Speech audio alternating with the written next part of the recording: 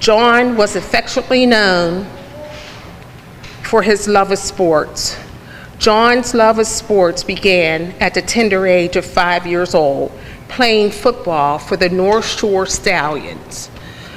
John's loyalty to the Stallions remained from a baby twerp to a midget.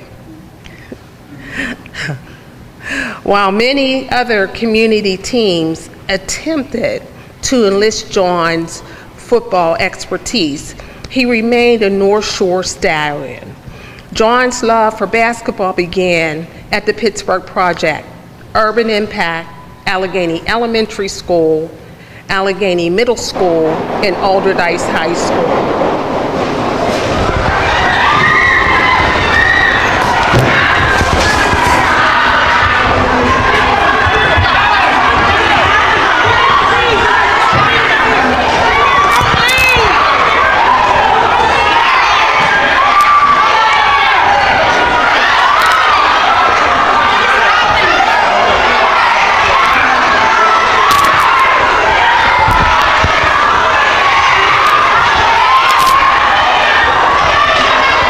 What happens when a community's grief becomes a battleground?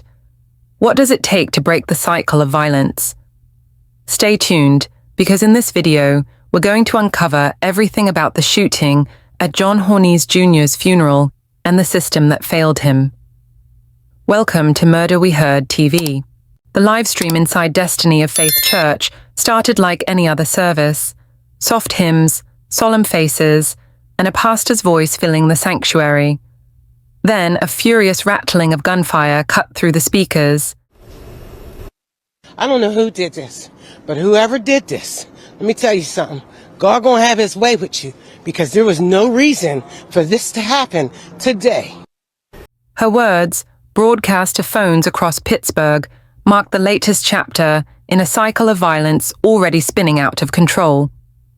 13 days earlier, across town on Cedar Avenue, the first spark ignited. John James Horniz Jr. and two close friends leaned against the Sunoco wall, talking hoops, life, and weekend moves. John loved the court. Basketball felt like oxygen when pressures stacked high. He joked with his crew. Unaware danger was creeping toward them in a slow-rolling SUV. Inside the SUV, barrels glinted. No warning, no siren, just flashes and cracks. Instinct slammed adrenaline through John's veins. Surveillance caught him and his friends drawing weapons, firing back in blind fear. The quiet block became an echo chamber of shots. Cars screeched, glass burst, neighbors hit the floor. Amid the chaos, two women waiting for the bus, Betty Jean Averett and Jacqueline Mahalik, collapsed, struck by rounds never meant for them. Now victims of a feud they never knew existed. When officers arrived, they found John, just 20, face down near a playground his little cousins loved. A handgun rested by his hand, useless now. EMTs pumped his chest, but hope faded fast. Betty Jean and Jacqueline lay nearby, lifeless. Shards of everyday life, spilled coffee, a dropped backpack, a turning bus schedule, littered the scene. One friend bled from a leg wound, crying John's name until medics dragged him to safety. Cell phone videos captured the aftermath, sirens wailing over people shouting, "Stay with me, bro!" Within hours, detectives labeled it retaliation. Street rumors spoke of harsh words, old debts, and neighborhood borders drawn in invisible ink. Police arrested 19-year-old Sharon Troutman, believed to be in the SUV, and charged him with John's murder. They also booked Charles Hines, 21, who'd stood beside John and fired across Cedar Avenue. He now faced counts for the unintended deaths of Betty Jean and Jacqueline. The city's north side mourned 3 funerals at once, each one proof that a single argument can bleed into every corner of a community. Yet even amid grief, Pittsburgh's north side kept moving. Kids still walked to Allegheny Elementary, teens still swapped jokes outside Alderdice High, and urban impact mentors still hustled to keep youth off the corners. But behind those routines, tension simmered. No one wanted another shooting, yet everyone feared the next headline.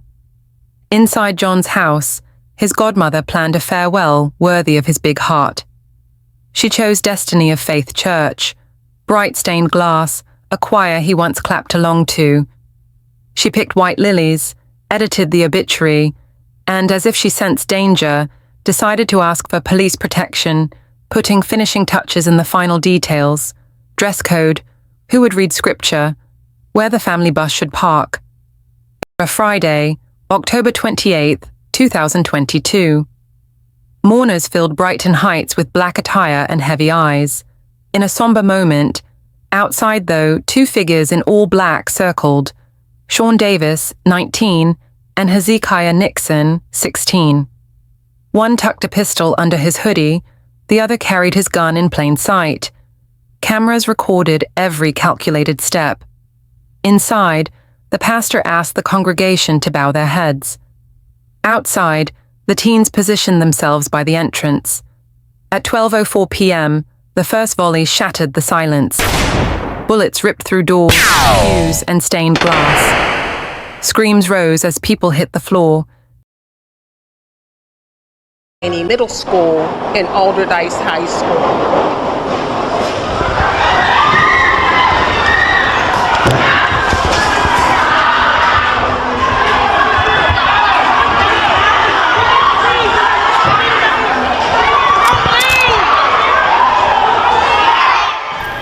People running for their lives, panicking. This video from inside a church in Brighton Heights. A funeral was being live streamed when a barrage of bullets was fired. This shooting, one person was in critical condition at Allegheny General Hospital but has been upgraded to stable. 5 others are also in stable condition. One of them was taken to Children's Hospital. Police sirens howled in from every direction, but the gunmen were already sprinting to a waiting sedan. Officers gave chase up California Avenue, across Route 65, and onto the McKees Rocks Bridge. Traffic stalled. Sirens converged. The Chevy lurched to a stop, boxed in by cruisers. 2 teens burst out. One tossed a pistol onto the asphalt. The second hurled his weapon, still hot, over the rail and into the Ohio River below. The suspects hit the pavement, wrists locked in cuffs.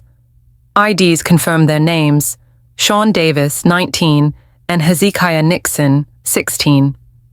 Both were already known to detectives tracking North Side retaliations. Hours later, divers recovered a Glock from the river, 1 round still chambered, matching shell casings at the church. 2 teens will go to trial after prosecutors shared new surveillance video they say places both of them outside the funeral service with weapons in their hands. 2 figures in black pacing Destiny of Faith, weapons visible. Defense attorneys argued the images were blurry. Yet the judge ruled the video, plus ballistics, met probable cause. A formal arraignment was set. While prosecutors worked, the city searched for answers.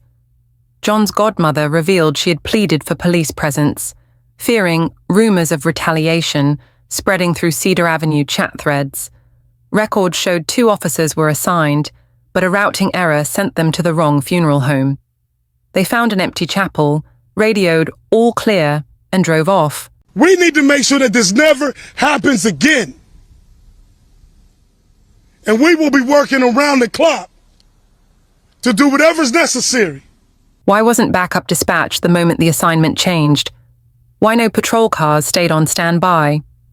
Beth Pittenger of the Citizen Police Review Board pressed harder, insisting funerals tied to violent deaths require proactive coverage, request or no request.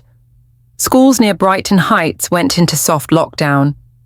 Parents kept children home, whispering about funeral shootouts and kids with ARs.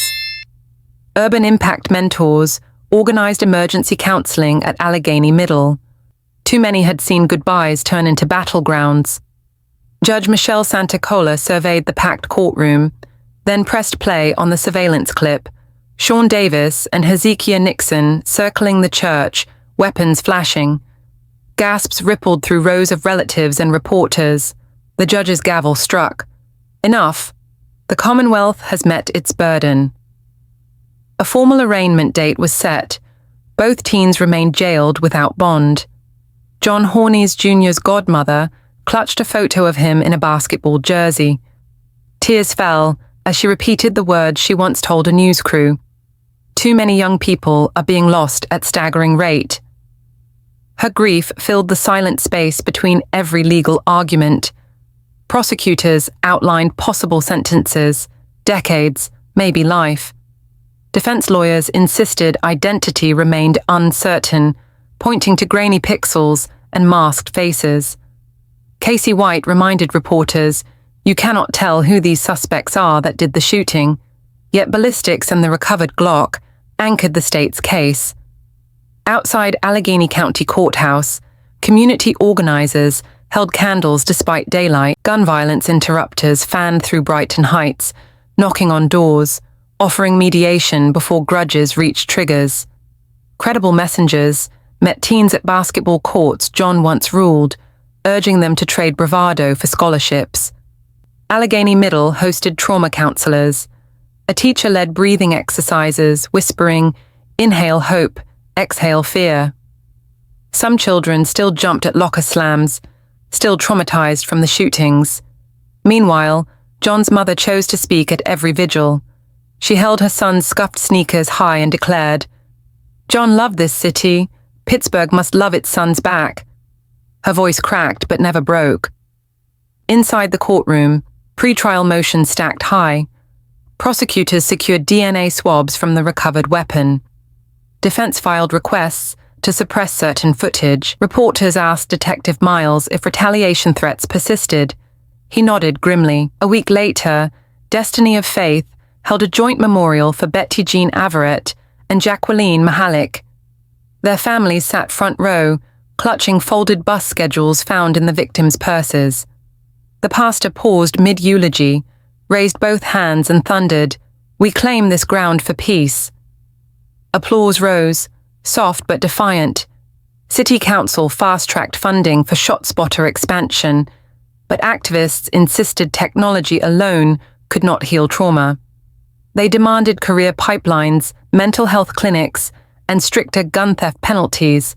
As autumn turned to winter, John's jersey hung inside Urban Impact's gym, number 23, sweat-salted, untouchable. Trials will eventually determine guilt, but the verdicts cannot resurrect lives. Remember the timeline. Sunoco shots on October 15th, funeral ambush October 28th, courtroom battles now.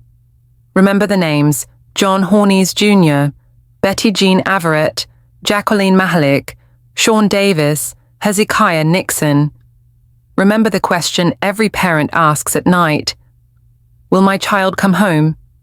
This story ends where all such stories must, at a crossroad between vengeance and change.